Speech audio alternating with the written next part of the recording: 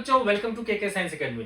बच्चों, आज डिस्कस करने वाले हैं क्लास 12th के जो केमिस्ट्री का पार्ट 1 है उसका फर्स्ट चैप्टर सॉल्यूशन का ये सेकंड पार्ट है। बच्चों, फर्स्ट पार्ट में मैंने आपको जो था मोलैरिटी, मोडालिटी और जो सॉल्यूशन से रिलेटेड था, कॉन्सेंट्रेशन से रिलेटेड क्वेश्चंस थे और टॉपिक थे, उसको करवाया था। और आज मैं टॉपिक डिस्कस करने वाला हूं मैं, जिसमें solubility of gas in liquid से स्टार्ट करूंगा और कवर करूंगा मैं रॉल्स लॉ और ideal solution, non ideal solution, यहां तक मैं कंप्लीट करूंगा उसको। उसके बाद थर्ड वीडियो में बच्चों, थर्ड पार्ट में बनाऊंगा मैं सारी कॉलिगेटिव प्रॉपर्टीज का। तो बच्चों, आप लोग इस चैनल को सब्सक्राइब कर लो और हम लोग स्टार्ट करते हैं video.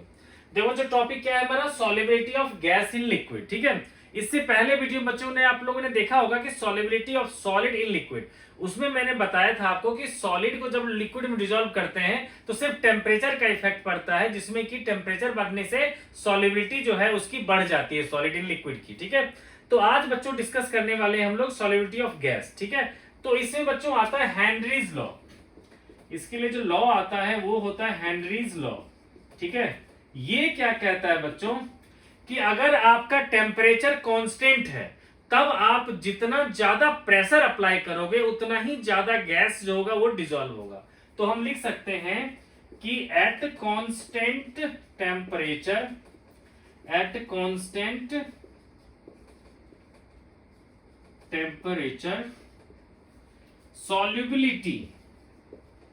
solubility of gas in liquid increases with increase in pressure, with increase in pressure। ठीक है, तो देखो बच्चों, उसके स्टेटमेंट के लिए हम क्या लिख सकते हैं, देखो कि हम लोग जितना ज्यादा प्रेशर अप्लाई करेंगे उतनी ही ज्यादा मोल फ्रैक्शन ऑफ गैस जो है डिसॉल्व होगा। तो बच्चों, प्रोपोर्शनल साइन को हटाएंगे तो क्या लिखेंगे हम लोग, KH इंटू जाई। ठीक है, यहां पर कह सकते हो बच्चों कि here KH is constant, here KH is constant. ठीक है बच्चों, called Henry's constant। ठीक है, called Henry's constant। और बच्चों ध्यान रखना ये है कि हेनरीज कांस्टेंट की वैल्यू भी टेम्परेचर बढ़ने से इंक्रीज होगा। ठीक है, तो ये जो लॉ है वो कब है, जब टेम्परेचर हमारा कांस्टेंट है। तो अगर बच्चों इसको ग्राफिकली अगर रिप्रेजेंट किया जाए तो प्रेशर को लिख दें यहां पर y एक्सिस पर, और सॉल्युबिलिटी ऑफ गैस को, जिसको मोल फ्रैक्शन ऑफ गैस से हम लिखते हैं, तो ये बच्चों इस तरह से लिखा जाए तो ये देखो y इक्वल्स टू mx जैसा हमें ग्राफ दिखेगा। तो उसका ग्राफ क्या होता है बच्चों, स्ट्रेट लाइन, जहां पर कि जो थीटा है तो टेन थीटा जो उसका स्लोप होगा वो किसकी वैल्यू बताएगा, KH की वैल्यू बताएगा। ठीक है बच्चों, तो कोई प्रॉब्लम नहीं। तो बस ध्यान रखना बच्चों कि KH की वैल्यू टेम्परेचर पे डिपेंड करता है। ठीक है बच्चों, तो अभी क्या है बेटा, solubility of A gas in liquid. ठीक है, तो इसको बच्चों हम लोग चाहे तो लिख सकते हैं इफेक्ट ऑफ प्रेशर के अंदर, हम लोग इसको डिस्कस कर लेते हैं। ये हो गया इफेक्ट ऑफ प्रेशर, है ना। ठीक है बच्चों, तो ये बेटा टॉपिक जो है हमारा, इसको आप कंसीडर कर सकते हो solubility of gas in liquid में कि प्रेशर का क्या इफेक्ट होता है। उसमें आ गया बच्चों हेनरीज लॉ। ठीक है बच्चों, अब इसका बेटा सेकेंड इफेक्ट है effect of temperature, effect of temperature. तो बच्चों पहले मैं इसके सारे ये दोनों इफेक्ट के बारे में लिख देता हूं, उसके बाद हेनरीज लॉ पे थोड़ा सा डिटेल्स करवाऊंगा, कुछ जो है उसके रिलेटेड कंसेप्चुअल क्वेश्चन भी करवाऊंगा और न्यूमेरिकल भी करवाऊंगा।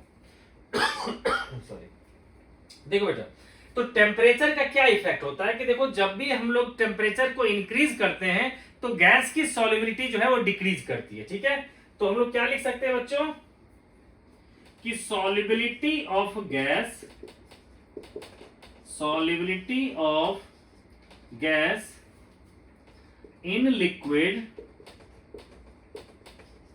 decreases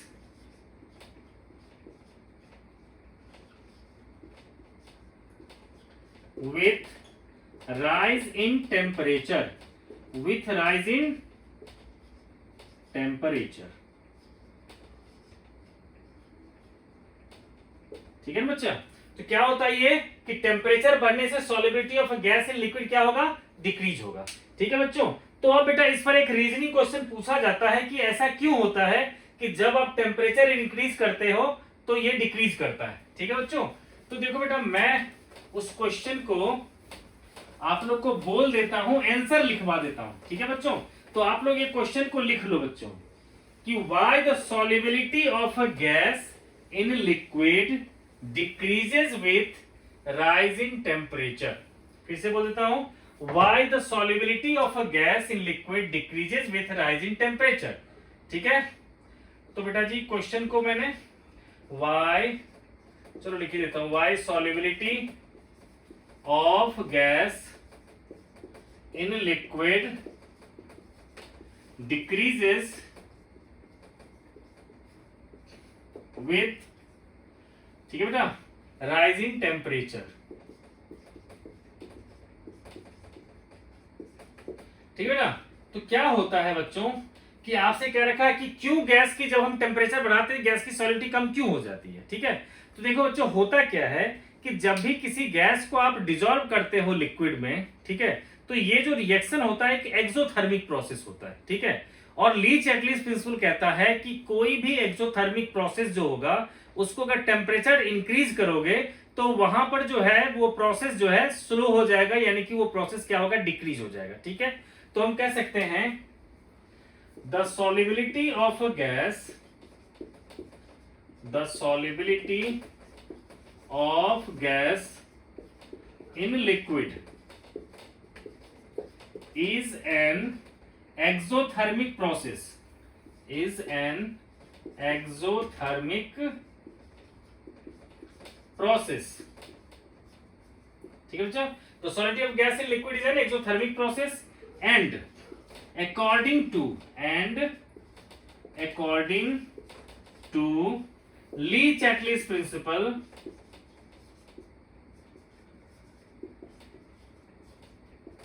Lee Chatelier's principal,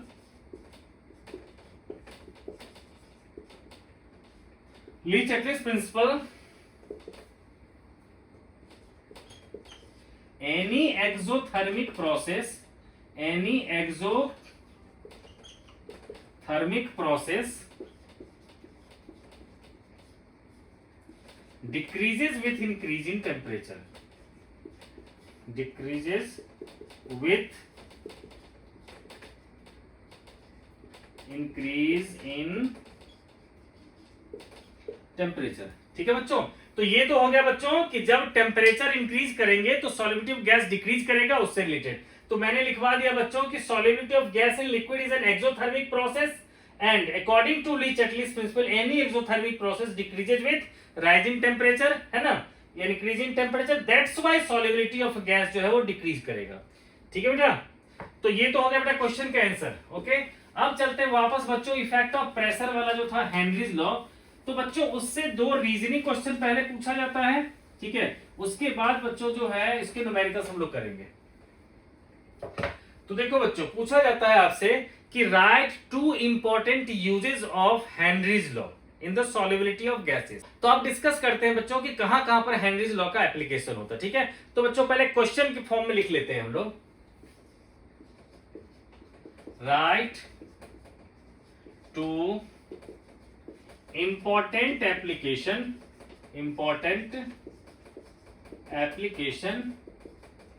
of Henry's law।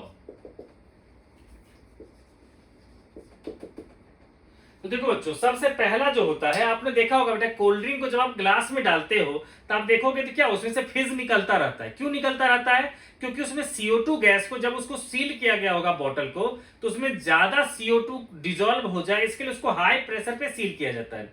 मान लेते हैं बच्चों उसको 2 एटमॉस्फेयर पे सील किया गया होगा एक बॉटल को, और वहां पर CO2 जो है 20 ग्राम मान लो उसमें डिसॉल्व हो गया होगा, है ना। अब अगर आपने उसको ग्लास, अभी ढक्कन खोला, ग्लास में डाल दिया, तो अब का प्रेशर कितना है? 1 एटमॉस्फेयर प्रेशर। ठीक है।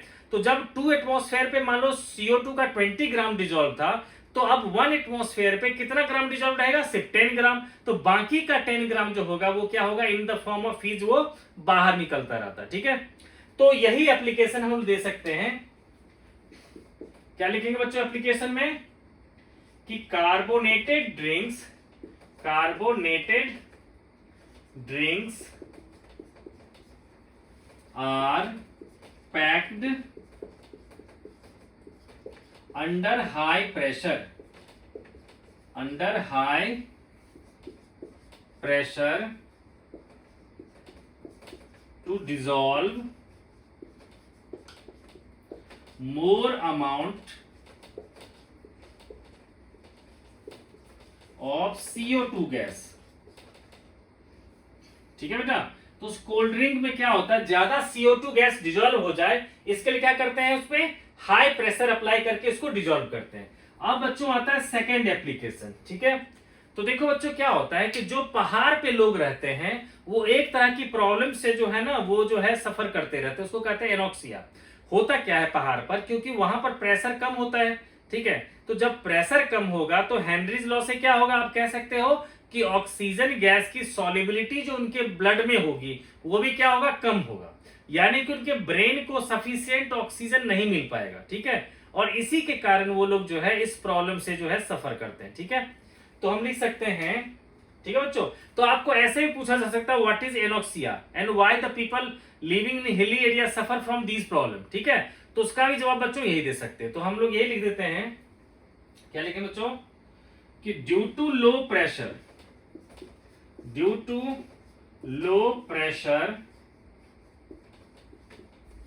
इन hilly area solubility of oxygen in their blood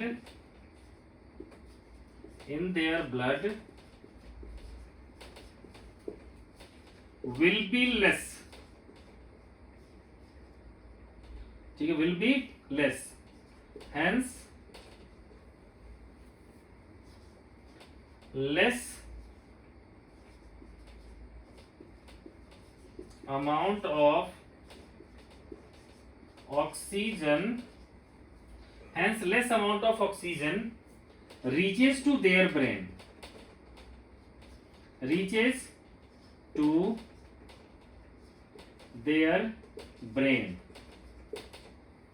which causes मतलब जिसके कारण which causes एनोक्सिया, जो प्रॉब्लम होते हैं बच्चों एनोक्सिया। ठीक है, ओके बच्चों, तो आपसे पूछा जा सकता है what is anoxia and why the people living in hilly area suffer from this problem. तो क्या कहोगे कि due to low pressure in hilly area solubility of oxygen in their blood will be less, hence less amount of oxygen reaches to their brain which causes anoxia। ठीक है बच्चों, तो ये बच्चों हो गया दो एप्लीकेशन हो गया आपका हेनरीज लॉ का। ठीक है, इसके अलावा भी बच्चों क्या है कि आपको जानकारी रखनी चाहिए।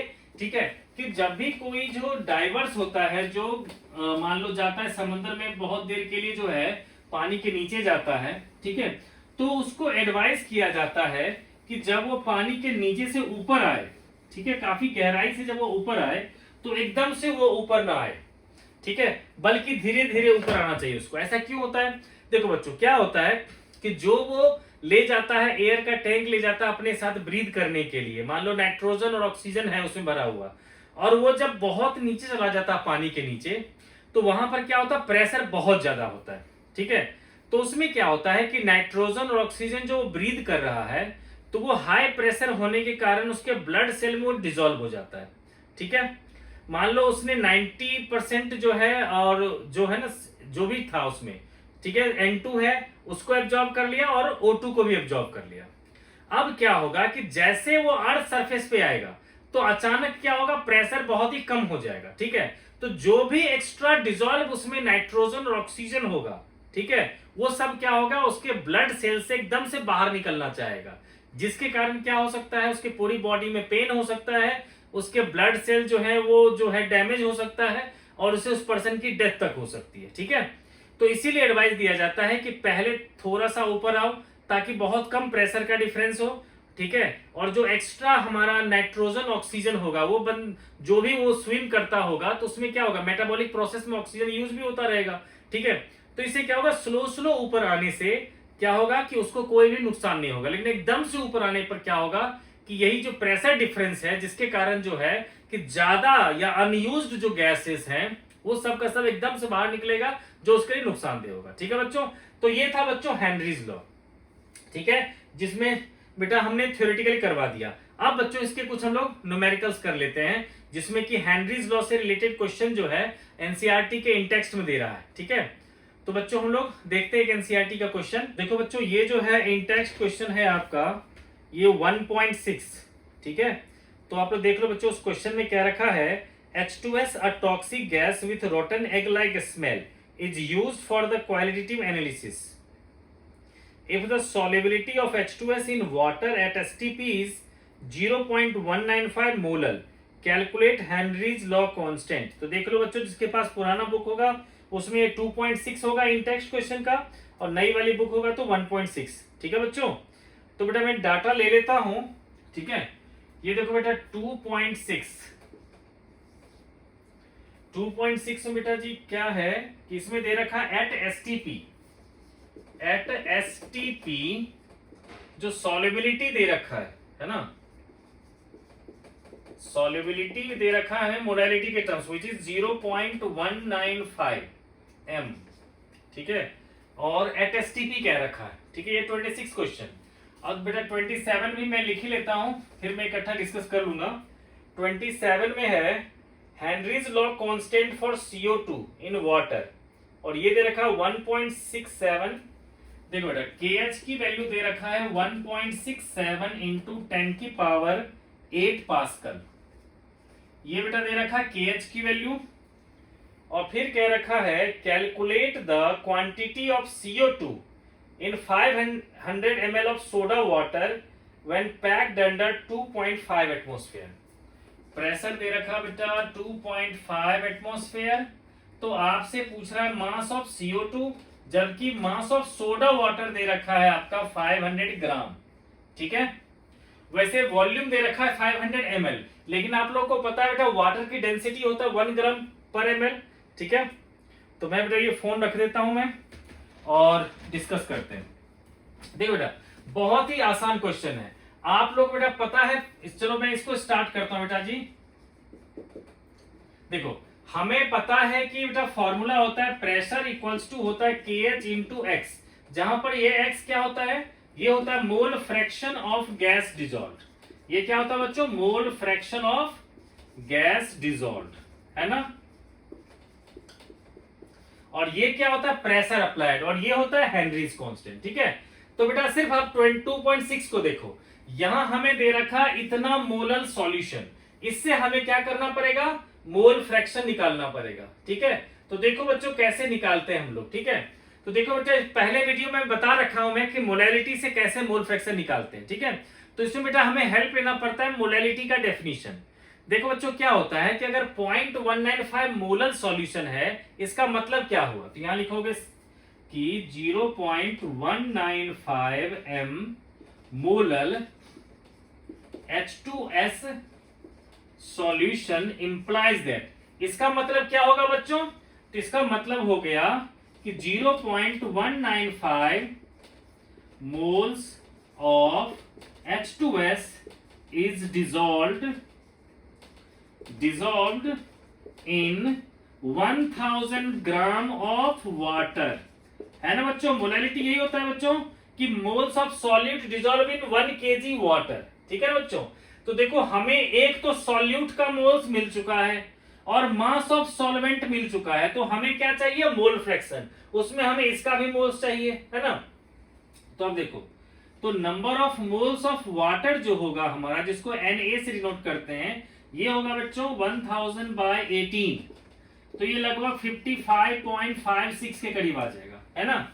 और देखो बेटा हमें number of moles of solute पता है विच इज 0.195, तो इससे मोल फ्रैक्शन जो निकालेंगे हम लोग उस H2S गैस का, वो क्या होगा, moles of H2S gas which is 0.195 upon में moles of H2S gas which is 0.195 plus में moles of water which is 55.56।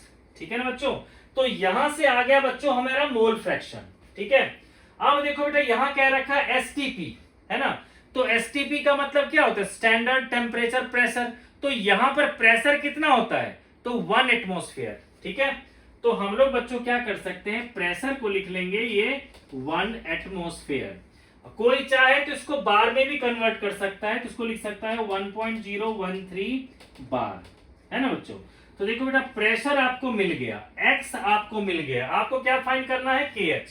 तो आप क्या कहोगे कि सिंस के एच होता है हमारा P अपॉन में मोल फ्रैक्शन, है ना, तो प्रेशर हो गया बेटा 1 एटमॉस्फेयर, और मोल फ्रैक्शन को क्या लिखोगे 0.195 और अपॉन में 0.195 प्लस 55.56, है ना बच्चों, यानी कि ये ऊपर चला जाएगा, तो 0.195 प्लस 55.56 अपॉन में 0.195, है ना बच्चों।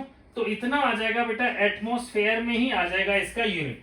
अगर हमने प्रेशर को एटमॉस्फेयर में लिया तो केएच का यूनिट क्या हो जाएगा, एटमॉस्फेयर में, और प्रेशर को किसी बच्चे ने अगर बार में ले लिया तो उसका यूनिट क्या आ जाएगा, बार में। तो देख लेना बच्चों, जिसमें आपको मर्जी हो उसमें आप लोग कर सकते हो। ठीक है बच्चों, फिर से बताता हूं बेटा, क्वेश्चन में ये था कि एट एसटीपी पर सॉल्युबिलिटी ऑफ जो H2S था वो था 0.195 मोलर, तो आपसे कह रहा था हेनरीज कांस्टेंट फाइंड करो।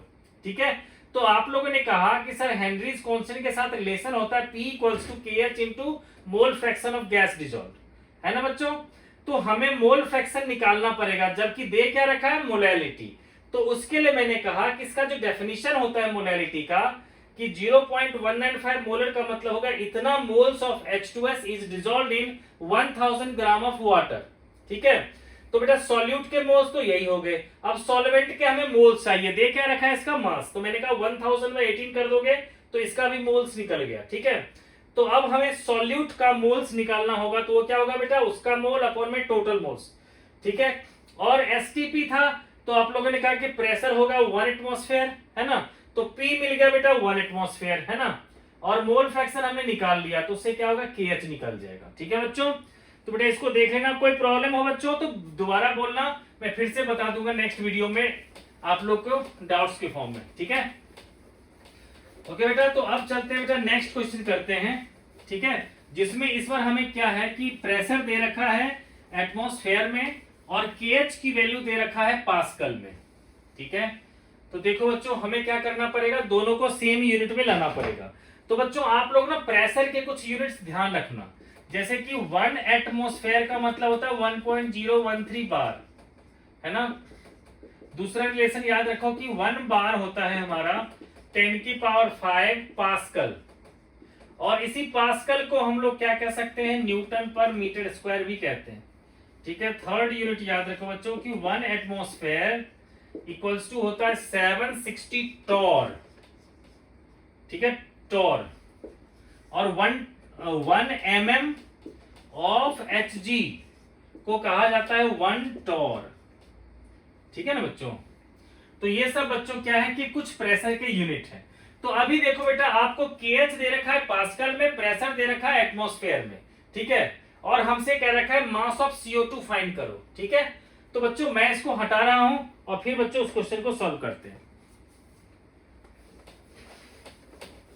देखो बच्चों मैं क्या करने वाला हूं, इस एटमॉस्फेयर को ही पास्कल में कन्वर्ट कर लेता हूं। ठीक है, तो देखो प्रेशर है हमारा 2.5 एटमॉस्फेयर, तो इसको आप लोगों ने कहा 2.5 इंटू 1.013 इंटू 10⁵ पास्कल आ गया, है ना। अब देखो बेटा P तो मिल गया हमें, है ना, P मिल गया हमें ये, चलो इसको 1 लिख लिया। KH दे रखा है बेटा हमारा कितना, तो 1.67 इंटू 10⁸ पास्कल, है ना। अब देखो आपको पता है कि P इक्वल्स टू क्या होता है, KH इंटू X, तो X इक्वल्स टू क्या होगा, P अपॉन में KH। P आ चुका है बच्चों 2.5 इंटू 1.013 इंटू 10⁵, और KH का क्या होगा बच्चों, तो 1.67 इंटू 10⁸, है ना बच्चों। तो इससे क्या होगा कि मोल फ्रैक्शन निकल जाएगा। ठीक है, ये क्या निकला बेटा, ये निकला हमारा mole fraction of CO2, mole fraction of CO2 dissolved in water, dissolved in water। ठीक है बेटा। तो अब देखो बेटा जी, हमें जो है मोल फ्रैक्शन को अगर मैं अलग से निकालना चाहूं, ठीक है, तो कैसे कर सकता हूं? देखो बेटा, मोल फ्रैक्शन ऑफ CO2 का मतलब क्या हो गया, मास ऑफ CO2, ठीक है, बाय 44 अपॉन में मास ऑफ CO2 अपॉन में 44 प्लस, अब देखो बेटा 500 ग्राम वाटर है, तो इसको क्या करेंगे हम लोग 500/18। ठीक है बच्चों, तो ये आ जाएगा बेटा XCO2 और ये आ जाएगा हमारा XCO2, दोनों को हम लोग क्या करेंगे, इक्वेट कर देंगे। ठीक है, यानी कि बेटा जी आ जाएगा मास ऑफ CO2, अगर बेटा इसको फर्दर सॉल्व किया जाए तो क्या आ जाएगा, देखो 44 जो है हमारा,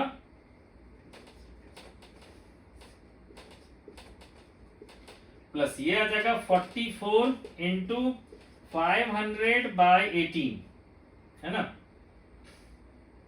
तो यहां से 18 आ जाएगा और यहां भी 18 आ जाएगा, है ना, इस तरह से हो जाएगा बच्चों। ठीक है, तो इसको हम इससे इक्वेट कर देंगे। ओके, तो ये आ जाएगा बेटा 18 इंटू WCO2। ठीक है, या फिर बच्चों हम लोग एक काम और कर सकते हैं, देखो एक तो थोड़ा सा लंबा भी हो रहा है, और दूसरा हम लोग क्या कर सकते हैं, इस कैलकुलेशन को थोड़ा सा छोटा कर सकते हैं। कैसे, तो देखो 500 ग्राम वाटर मतलब क्या हो गया, 500/18, अभी हमने डिस्कस किया था, तो ये कितना होगा, 18 2 जा हो गया बेटा, जो हो गया हमारा 36, है ना। अब देखो हमारा लगभग जो आ जाएगा बेटा, ये 27 सब के करीब आ जाएगा। ठीक है, 27.7 के करीब आ जाएगा ये। ठीक है, और हम लोग क्या करते हैं, number of moles of CO2 को लेट कर लेते हैं स्मॉल n। ठीक है, तो क्या हो जाएगा बेटा, ये आ जाएगा सीधा हमारा n अपॉन में n प्लस 27.7।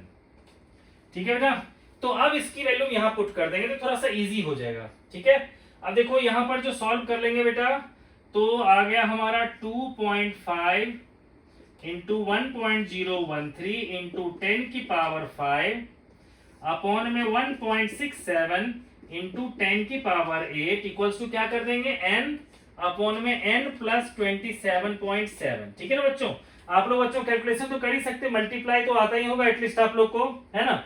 इससे बेटा जी n निकल गया। ठीक है, अब जो भी n निकला हमारा उसको क्या कर देंगे, मास ऑफ CO2 अपॉन में 44 करेंगे, और फिर मास ऑफ CO2 क्या आ जाएगा हमारा, जो भी नंबर ऑफ मोल्स निकला दैट इंटू 44 ग्राम कर देंगे, तो इससे हमारा मास ऑफ CO2 निकल जाएगा। ठीक है बच्चों, ये बेटा मल्टीप्लिकेशन और डिवीजन का काम आप लोग के भरोसे छोड़ देता हूं, मुश्किल नहीं है ये। ठीक है, 2.5 को बेटा 1 से मल्टीप्लाई करना है, और ये देखो 10 की पावर 8 ऊपर चला जाएगा, 10 की पावर -3 हो जाएगा। ठीक है, तो आप लोग बेटा कर लेना, मैं आगे बढ़ता हूं बच्चों। ठीक है बेटा, तो हेनरीज लॉ बेटा हो गया, अब चलते हैं लोग रॉल्स लॉ की तरफ। ठीक है बच्चों, तो देखो हम लोग जब डिस्कस करने वाले हैं बच्चों कि जो लिक्विड है वो अगर वेपराइज करके अपना जो वेपर प्रेशर देता है किसी लिक्विड मिक्सचर में, तो उसको हम लोग बच्चों डिस्कस करेंगे कि vapour pressure of 2 volatile liquids, इस कैटेगरी में हम लोग डिस्कस करेंगे। ठीक है बेटा, तो टॉपिक क्या आ गया हमारा कि वेपर प्रेशर ऑफ,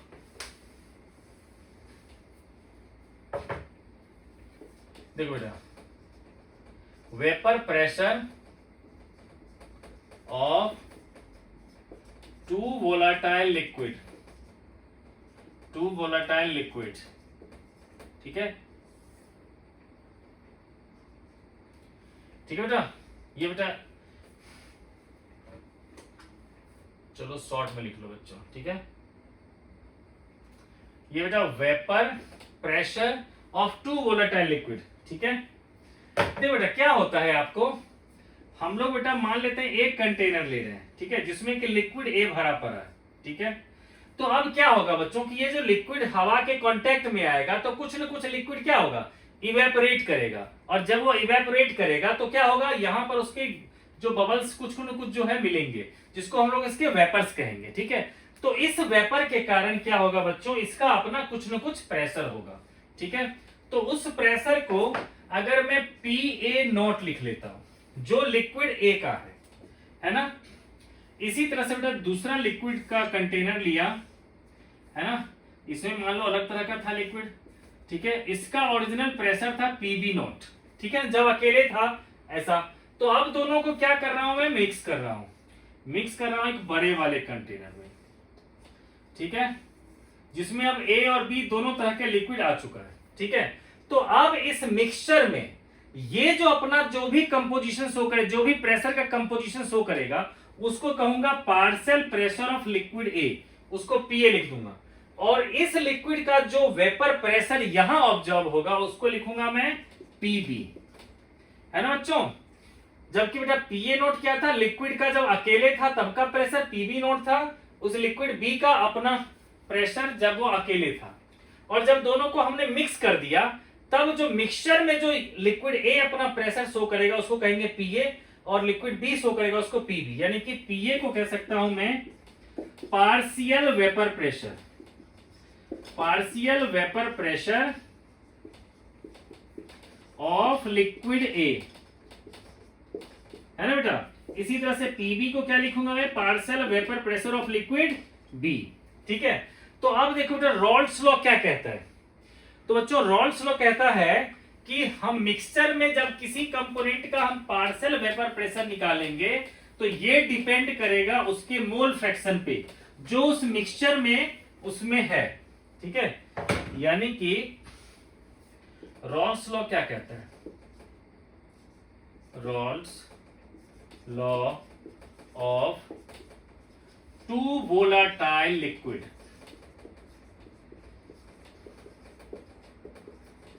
इसकी स्टेटमेंट क्या है बेटा, तो लिखेंगे in mixture of two volatile liquid, two volatile liquid in the mixture of, in the mixture of two volatile liquids, partial vapor pressure of any component is directly proportional, is directly proportional to their mole fraction, to their mole fraction in solution, mole fraction in solution, ठीक है, ठीक है बच्चों। तो क्या होता है, in the mixture of two volatile liquid the partial vapour pressure of any component is directly proportional to their mole fraction in solution. यानी कि हम कह सकते हैं कि PA is directly proportional to XA and, तो बेटा प्रोपोर्शनल से हटाएंगे तो क्या लिखेंगे, PA equals to PA nought XA। Similarly PB equals to क्या होगा, PB नॉट XB, है ना बच्चों। देखो बच्चा इसमें पीए पीबी क्या हो गया, उसका पार्शियल वेपर प्रेशर, ठीक है। यहां पर लिख सकते हो आप लोग कि पीए नॉट हो गया कि original vapour pressure of liquid ए, है ना बच्चों। इसी तरह से पीबी नॉट क्या हो जाएगा, original vapour pressure of liquid B, है ना। और एक्स से क्या हो गया हमारा, mole fraction of A, mole fraction of liquid A in liquid mixture, in liquid mixture. बच्चों ये नीचे अगर नहीं दिख रहा होगा बच्चों तो मैं बता रहा हूं मैं, ये क्या है लिखा है, लिक्विड मिक्सचर, ठीक है। तो मैंने बता दिया बच्चों कि पीए क्या हो गया, partial vapour pressure of component A in the mixture. PA not हो गया original vapour pressure of liquid ए जब वो अकेला था, और एक्सए हो गया मोल fraction of liquid A in the liquid mixture, ठीक है बच्चों।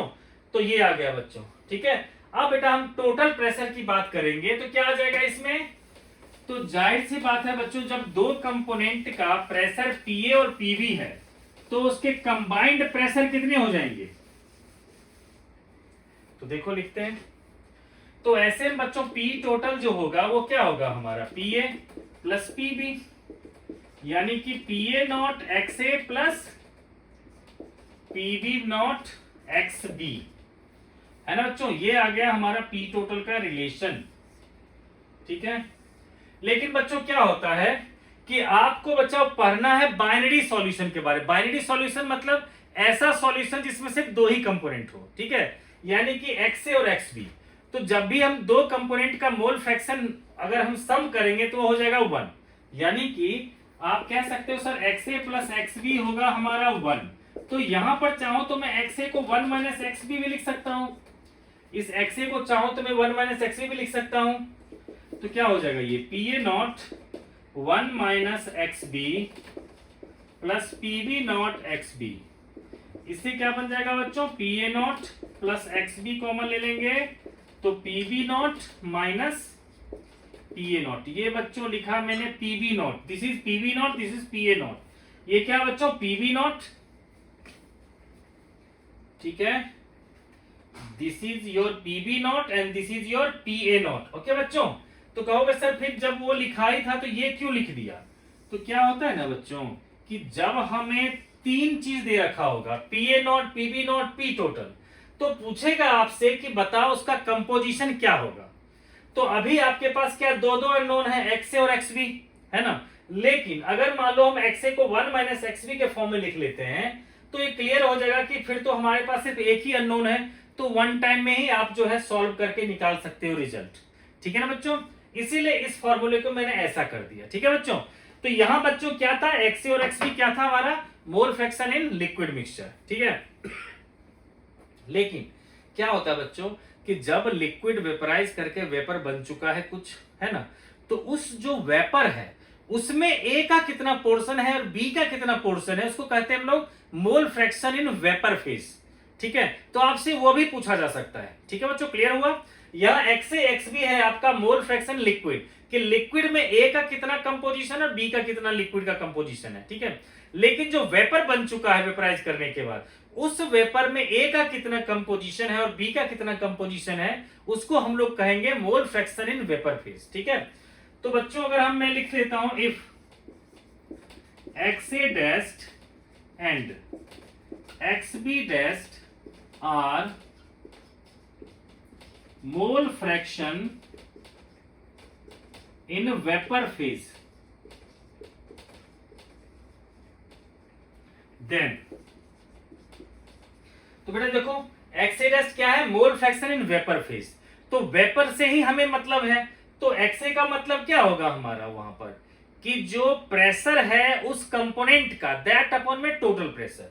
तो इसको लिखूंगा मैं कि एक्स ए डैश हो जाएगा बच्चों पी ए अपॉन में पी टोटल, कोई चाहे तो ऐसे भी लिख सकता है, P A nought x A by P A nought x A plus PB nought x B, है ना बच्चों, यही लिखते हैं ना हम लोग टोटल प्रेशर के लिए। और अगर मान लो एक्स ए डैश निकल जाएगा तो एक्स बी डैश को आप लोग क्या कह सकते हो, कह सकते हो सर ये होगा पीबी बाय पी टोटल, है ना। या फिर आप ये भी तो कह सकते हो सर एक्स बी डैश का मतलब हो गया 1 माइनस एक्स ए डैश, है ना, क्योंकि बाइनरी सॉल्यूशन है ना बच्चों। तो इस तरह से बच्चों क्या होगा हमारा निकल जाएगा। तो बेटा हम लोग एक दो क्वेश्चन इस पर डिस्कस कर लेते हैं, ठीक है। तो बच्चों ये इन टेस्ट क्वेश्चन है आप लोग का 1.8, ठीक है, देख लेना बच्चों, जिसका अगर पुराना बुक होगा उसमें 2.8 होगा। तो इसमें क्वेश्चन कह रखा है, the vapour pressure of pure liquid A and B are 450 mm and 700 mm of Hg, ठीक है ना बच्चों। तो प्योर लिक्विड का प्रेशर का मतलब क्या हो गया, पीए नॉट एंड पीबी नॉट, है ना बच्चों।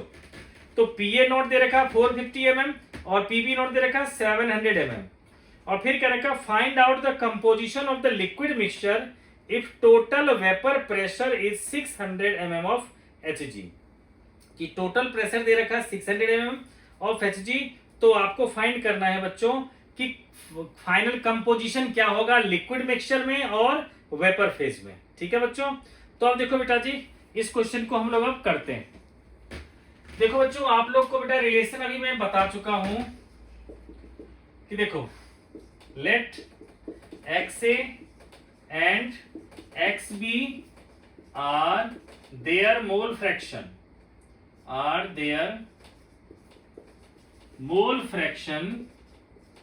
in liquid mixture, ठीक है बेटा। तो हम लोग क्या कह सकते हैं बच्चों फिर, ठीक है, कि कहेंगे कि सर पी टोटल का फॉर्मूला है हमारा P A nought plus x B common ले लेते हैं तो आता है P B nought minus P A nought, है ना बच्चों, क्योंकि इसमें सिर्फ एक सिंगल वेरिएबल यही है हमारे पास, तो आसानी सॉल्व हो जाएगा। अब पी टोटल दे रखा है बच्चों 600, पी ए नॉट दे रखा है 450, एक्स बी और पी बी नॉट है हमारा 700 माइनस पी ए नॉट है 450। ठीक है बच्चों, अब इसको इधर ले आया तो क्या होगा 600 minus 450 equals to X B, और यहां देखो 700 माइनस 450 क्या होगा 250, इसलिए क्या होगा बेटा एक्स बी आ जाएगा हमारा 600 माइनस 450 तो 150 बाय 250 यानी कि 3/5 यानी कि 0.6। ठीक है बच्चों, तो कंपोनेंट बी का मोल फ्रैक्शन आ गया 0.6, तो बच्चों ए का फिर कितना होगा तो 1 minus x B which is equal to 0.4। ठीक है बच्चों, तो ये जो एक्स ए और एक्स बी क्या आया है हमारा, वो क्या आ गया बच्चों mole fraction in liquid mixture. ठीक है, लेकिन आपको क्या पूछ रहा है कि mole fraction in liquid mixture as well as mixture जो है ना गैसेस मिक्सचर जो है उसमें भी उसका मोल फ्रैक्शन निकालो। ठीक है, तो बेटा ये तो हो गया लिक्विड मिक्सचर का। अब बेटा वेपर फेज के मिक्सचर का हम लोग निकाल लेते हैं। ठीक है, तो क्या लेट कर लेंगे बच्चों कि let X A dashed and X B dashed, है ना बेटा।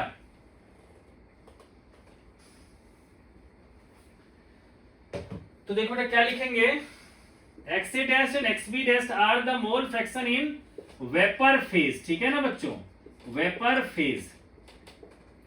तब बच्चों क्या लिखवाया था आप लोग को फॉर्मूला कि एक्स ए डैश हो जाएगा हमारा पी ए अपॉन में पी टोटल। तो पी ए क्या था हमारा P A not which is 450, है ना बेटा, इंटू एक्स ए। ठीक है, तो देखो बच्चों अभी जो हम लोगों ने निकाला था, ठीक है, उसमें जो है एक्स बी की वैल्यू आई थी। अभी जो बच्चों हम लोगों ने निकाला था उसमें आप लोग देखोगे तो एक्स बी की वैल्यू आई थी 0.6 और एक्स ए की वैल्यू आई था 0.4, है ना। तो हमें बेटा पी ए क्या होता है P A nought into x A, है ना। तो एक्स ए की जगह पे क्या लिख लेंगे जो 0.4 है ना, तो इंटू 0.4 अपॉन में ये पी टोटल कितना था बच्चों, तो ये है 600। ठीक है, तो देखो ये कितना आ जाएगा 180 बाय 600, तो 60 10 जा और 63 जा यानी कि 0.3 आ गया बच्चों कि mole fraction of component A in vapour phase. और एक्स बी टेस्ट की बात होगा क्या होगा 1 माइनस एक्स ए टेस्ट, है ना बेटा, तो वो कितना आ जाएगा 1 माइनस 0.3 यानी कि 0.7। ठीक है बच्चों, तो मुझे जहां तक याद है बेटा कि एक्स बी और एक्स ए की वैल्यू यही हमने निकाला था, तो उसको मैंने पुट कर दिया। अगर उल्टा होगा तो आप भी उल्टा पुट करके निकाल लोगे। ठीक है बच्चों, तो मेन कंसेप्ट यही है कि मोल फ्रैक्शन वेपर फेज पूछेगा तो जिस कंपोनेंट का वेपर फेज होगा उसका पार्शियल प्रेशर अपॉन में टोटल प्रेशर पुट कर देंगे बच्चों, तो ये निकल जाएगा। ठीक है बच्चों, तो ये बेटा था हमारा न्यूमेरिकल वाला पोर्शन। अब चलते हैं बच्चों ideal and non ideal solution के लिए। ठीक है, तो देखो बच्चों जब भी हम बात करते हैं आइडियल सॉल्यूशन के लिए, ठीक है, तो हम उम्मीद करते हैं कि एक ऐसा सॉल्यूशन हो जो कुछ रूल्स को फॉलो करे। ठीक है, तो कौन कौन से रूल्स है उसको डिस्कस करते हैं। ठीक है बेटा, तो कह सकते हो आप कि properties of ideal solution, properties of ideal solution. तो वो आइडियल जो सॉल्यूशन हो वो किस किस तरह की प्रॉपर्टी शो करेगा। तो पहला प्रॉपर्टी ये है कि जब उसमें दो कंपोनेंट को हम मिक्स करें तो डेल्टा एच मिक्सचर क्या होना चाहिए 0, यानी कि जब दो कंपोनेंट लिक्विड ए को लिक्विड बी को अगर मिक्स करें तो कोई भी टेम्परेचर ना तो वो गेन करे ना ही टेम्परेचर वो लूज करे, मतलब जैसा था वैसा ही रहे। ठीक है, दूसरा कंडीशन क्या है बच्चों कि डेल्टा वी मिक्सचर जो होना चाहिए, डेल्टा वी मिक्सचर ये क्या होना चाहिए 0। यानी कि अगर 10 ml लिक्विड ये लूं, 10 ml लिक्विड बी लूं, तो मिक्स करने के बाद उसका वॉल्यूम 20 ml ही होना चाहिए, ना कि 19.9 और ना ही 20.1। ठीक है बच्चों। थर्ड, तो बेटा इस ये तभी पॉसिबल हो सकता है, ठीक है, बल्कि एक और कंडीशन लिख लेते हैं। और पी टोटल का जो अभी बताया था रिलेशन कि P total P A nought x A plus P B nought x B हो जाना चाहिए। ठीक है, कि ये सारे कंडीशंस को उसको फुलफिल करना चाहिए। लेकिन ये तो बच्चों तभी हो सकता है कि जो ए और ए के बीच में जो फोर्स ऑफ अट्रैक्शन है, बी और बी के बीच में जो फोर्स ऑफ अट्रैक्शन है, वही फोर्स ऑफ अट्रैक्शन हो ए और बी के बीच में भी। यानी ए के साथ जितना जुड़ा हुआ हो, बी के साथ जितना जुड़ा हुआ हो, वही ए और बी आपस में भी वही फील करे, तभी जो है ना तो प्रेशर में कोई फर्क पड़ेगा, ना हीट में, ना ही वॉल्यूम में। ठीक है बच्चों, तो ये सारा हो गया हमारा आइडियल सॉल्यूशंस के लिए। ठीक है, तो आइडियल सॉल्यूशन के लिए बच्चों क्या रिलेशन आ गया, पी टोटल का। तो आपको कहेगा कि एक ग्राफ बनाओ आइडियल सॉल्यूशन के लिए। ठीक है बच्चों, तो अब बच्चों में इसी को ग्राफिकली मैं रिप्रेजेंट करता हूं। इसमें बच्चों हम लोग देखेंगे कि प्रेशर ऑफ ए और बी का वेरिएशन किस तरह से मोल फ्रैक्शन के साथ आता है।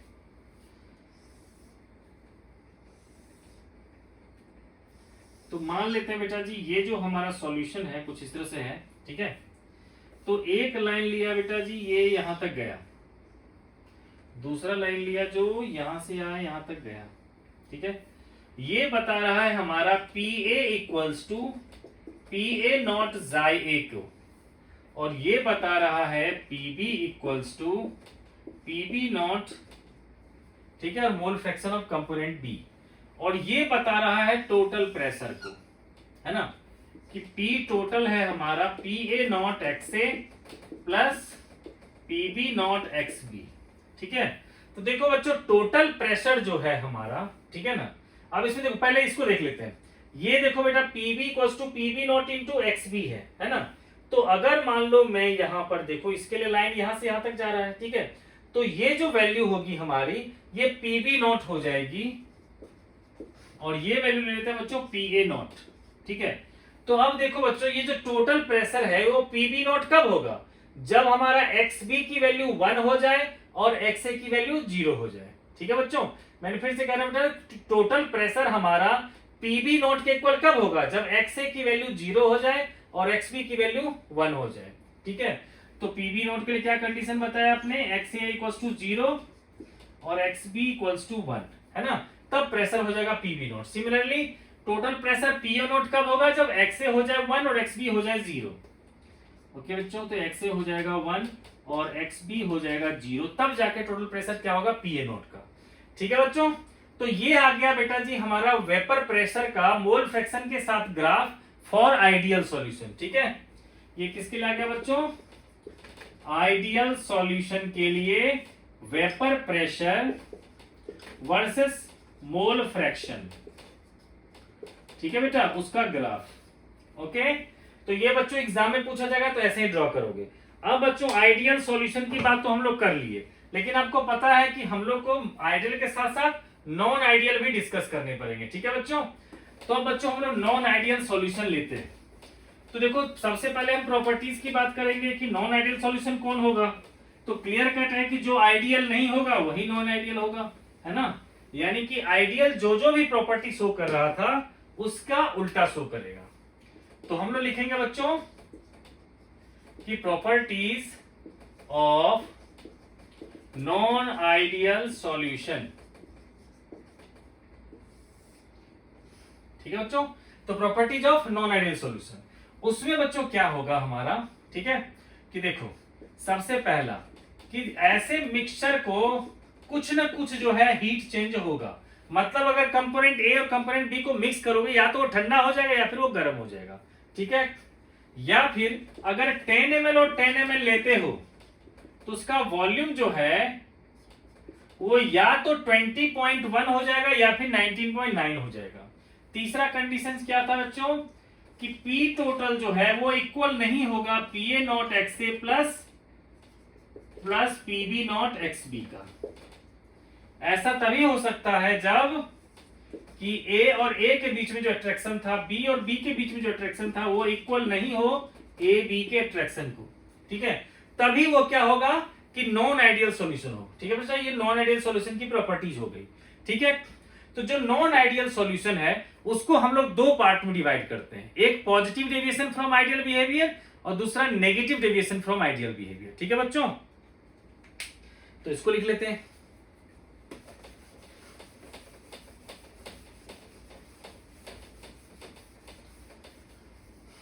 देखो बच्चों, सबसे पहले लेते हैं हम लोग positive deviation from ideal behaviour. Positive deviation from ideal behaviour. ठीक है, ठीक है बच्चों, क्योंकि इसका नाम है बेटा पॉजिटिव, तो क्या होगा सब कुछ इसमें पॉजिटिव, यानी कि डेल्टा एच मिक्सचर जो हो जाएगा वो क्या होगा पॉजिटिव।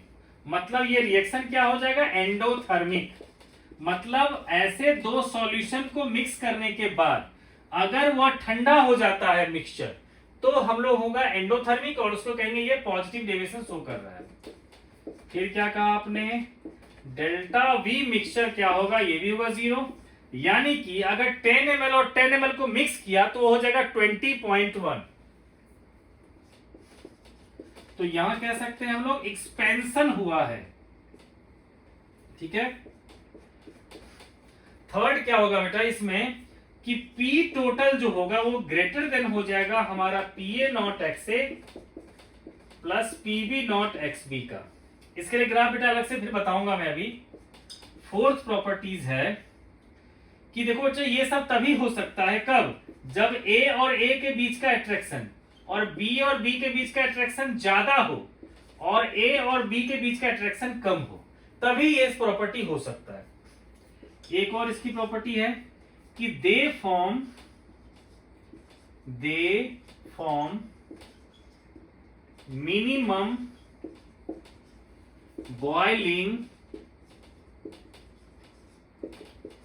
एजियोट्रॉपिक एजियोट्रॉपिक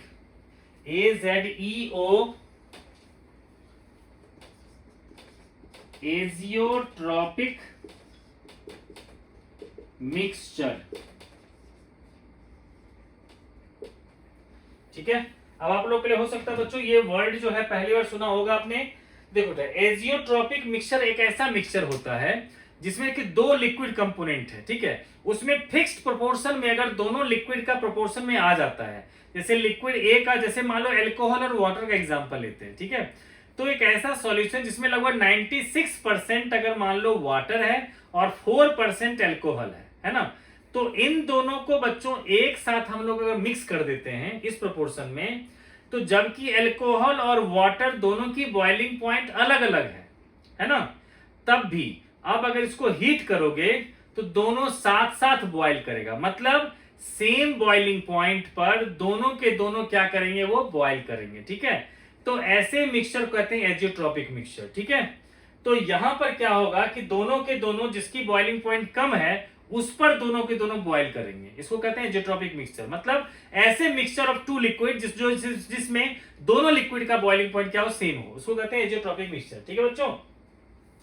तो बच्चों ऐसा होता क्यों था, क्योंकि बेटा इसका एग्जांपल लिया था एल्कोहल वाटर का। तो देख लो बच्चों, एल्कोहल और एल्कोहल में बच्चों क्या होता है, इंटरमॉलिक्यूलर हाइड्रोजन बॉन्ड होता है। ठीक है, इसी तरह से वाटर और वाटर के बीच में भी क्या होता है, हाइड्रोजन बॉन्ड होता है, इंटरमॉलिक्यूलर।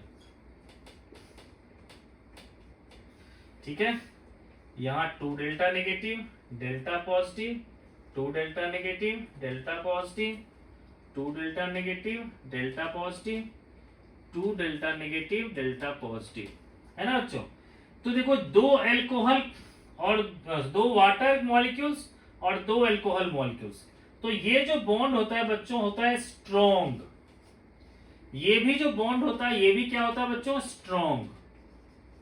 लेकिन ये जो दोनों के बीच में बॉन्ड होता है ये बॉन्ड होता है बच्चों वीक।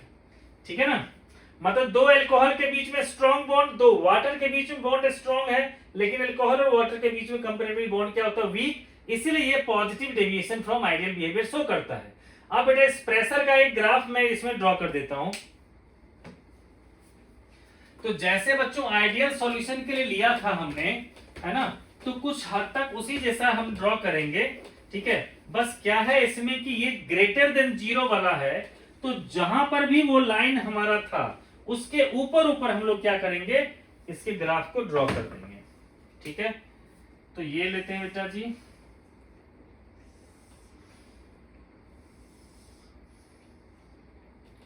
ये देखो बच्चों, this is your PA nought and this is your PB nought. ये कंडीशन कब लिया था, जब एक्स बी वन एक्स से था हमारा 0, और ये कब था हमारा, जब एक्स से हो जाए 1 और एक्स बी हो जाए 0, है ना। देखो जो पहले जो ग्राफ था वो क्या था, डैश डैश डैश में दिखा देंगे, है ना, ऐसे था, ठीक है। ये था आइडियल का। तो जब पॉजिटिव का दिखाना है तो इसके ऊपर लाइन लेंगे, ठीक है, इस लाइन के भी ऊपर लेंगे और इस लाइन के भी क्या करेंगे, ऊपर ले लेंगे। तो ये जो लाइन बताएगा हमारा, ये बताएगा P total is greater than P A nought x A plus P B nought x B, है ना। और इसी तरह से ये क्या बताएगा हमारा कि P A is greater than P A nought x A, और ये बताएगा P B is greater than P B nought x B, ठीक है बच्चों। तो ये आ गया पॉजिटिव डेविएशन, जिसमें क्या था, जो आइडियल का डैश वाली लाइन थी उसके ऊपर ऊपर चला जाएगा, ठीक है बच्चों। तो अब मैं आपको नेगेटिव डेविएशन करवाऊंगा, उसमें क्या होगा, इसके नीचे नीचे चला जाएगा, ठीक है। तो उसकी बच्चों प्रॉपर्टीज लिख देता हूं मैं, ठीक है।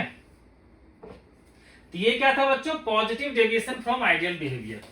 अब लेते हैं हम लोग negative deviation from ideal behaviour.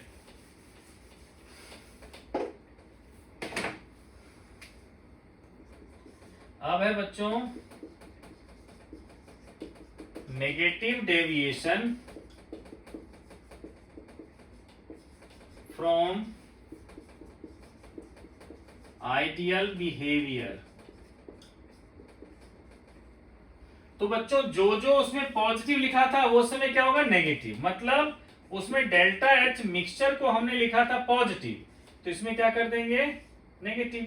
मतलब ये क्या होगा, एक्सोथर्मिक। मतलब ऐसे सॉल्यूशन में टेम्परेचर बढ़ जाएगा, मतलब जब दो कंपोनेंट को मिक्स करेंगे तो टेम्परेचर थोड़ा सा बढ़ जाएगा। इसी तरह से डेल्टा वी मिक्सचर जो होगा बच्चों वो लेस देन 0 हो जाएगा, मतलब कह सकते हैं कॉन्ट्रैक्शन हो जाएगा, ठीक है। और पी टोटल की बात करेंगे बच्चों तो वो लेस देन हो जाएगा, पी टोटल की वैल्यू क्या होगा, लेस देन हो जाएगा हमारा P A nought x A plus P B nought x B का। ऐसा इसीलिए होगा क्योंकि देखो बच्चों ए और ए के बीच में जो अट्रैक्शन है, बी और बी के बीच में अट्रैक्शन जो है वो कम है, लेकिन ए और बी के जब मिक्स किया तो उसके बीच के अट्रैक्शन बढ़ गया। तो ऐसे सॉल्यूशन फॉर्म करेंगे, they form maximum boiling, maximum boiling azeotropic, azeotropic mixture, ठीक है बच्चों। तो ये ऐसे लिक्विड का कॉम्बिनेशन जो होगा वो क्या फॉर्म करेगा, मैक्सिमम बॉइलिंग एजियोट्रोपिक मिक्सचर। तब इसका एक एग्जांपल ले लेते हैं बच्चों। तो देखो एक होता है क्लोरोफॉर्म, जो क्या होता है 3Cl होता है,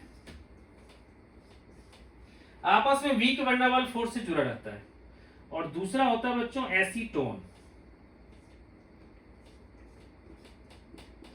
तो इन लोग का आपस में जो है जो बॉन्ड है वो होता है वीक, लेकिन जब दोनों को हम लोग ऐड कर देते हैं एक साथ तो यहां स्ट्रॉन्ग एच बॉन्ड बन जाता है, स्ट्रॉन्ग एच बॉन्ड, है ना बच्चों। तो क्या हुआ, ए का आपस में वीक बॉन्ड, बी का आपस में वीक बॉन्ड, लेकिन जब दोनों को मिक्स किया तब दोनों के बीच में क्या होता है, स्ट्रॉन्ग हाइड्रोजन बॉन्ड बन जाता है। इसीलिए क्या होता है बच्चों, ये नेगेटिव डेविएशन शो करता है। तो बच्चों इसका भी ग्राफ हम लोग ड्रॉ कर लेते हैं,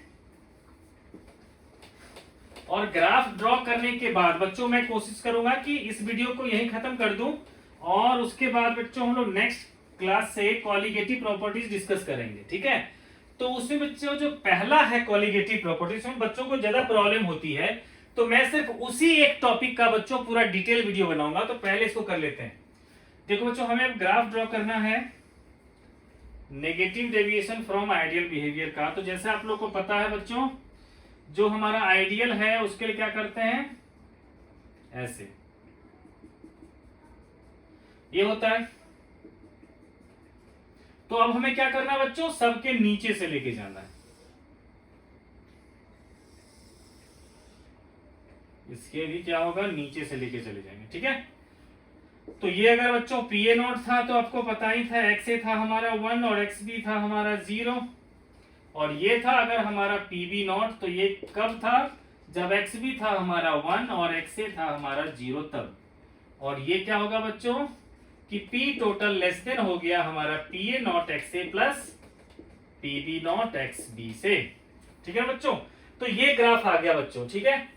तो बच्चों थोड़ा सा और ज्यादा आप लोग इसके क्लोज रखना, ठीक है। इस ग्राफ में थोड़ा सा लग रहा है कि दूर दूर हो गया, ठीक है। तो आप लोग घर पे खुद से ड्रॉ करना और कोशिश करना बच्चों, जैसे कि देखो ये लाइन था, है ना, तो इसके ज्यादा नजदीक से निकाल के ले जाना, ठीक है। वो खुद से कोशिश करना, जैसे ये लाइन है ना, ये कुछ ज्यादा ही नीचे चला गया, तो इसको कोशिश करना कि ऐसा लें ताकि बच्चों ने ऐसा इसके नजदीक से आ जाए, ठीक है, इसके ऐसे नजदीक से गुजरे, ठीक है। इसी तरह से ये लाइन जो है इसके रिस्पेक्टिव ज्यादा क्लोज है ही, तो हमें इस लाइन के आइडियल से थोड़ा ही कम, क्योंकि जो फ्लक्चुएशन आता है बच्चों वो बहुत ही कम आता है, ठीक है। तो देखो बच्चों, अब हम लोग नेक्स्ट क्लास में क्या करेंगे बच्चों, जो कॉलिगेटिव प्रॉपर्टीज का फर्स्ट है रिलेटिव लोइंग इन वेपर प्रेशर, और जिसमें क्या होता है कि जब एक सॉल्यूट होता है नॉन वोलाटाइल और सॉल्वेंट होता है वोलाटाइल कंपोनेंट, तो उससे रिलेटेड बच्चों को बहुत ज्यादा प्रॉब्लम होती है। तो मैं एनसीईआरटी का बैक एक्सरसाइज में जितने भी क्वेश्चन है उससे रिलेटेड वो भी करवाऊंगा, और इस टॉपिक से रिलेटेड जो भी क्वेश्चंस होंगे बच्चों, तो एक वीडियो में सिर्फ वही बताऊंगा। तो बच्चों आप लोग चैनल को सब्सक्राइब कर लो, क्योंकि मैं आप लोग को गारंटी देता हूं कि अगर आप लोग इस वीडियोस को देखोगे तो आप लोग को बच्चों 90+ इजीली जो है बोर्ड में आपको मिल जाएंगे। अगर आपको एडिशनल हेल्प चाहिए जीमेन के लिए तो आप लोग कमेंट करना, तो फिर से हम लोग क्या करेंगे, जीमेन के भी अलग से एक वीडियो बनाते चले जाएंगे, ठीक है बच्चों। तो आप लोग चैनल को सब्सक्राइब कर लो बच्चों, मिलते हैं हम लोग नेक्स्ट वीडियो में।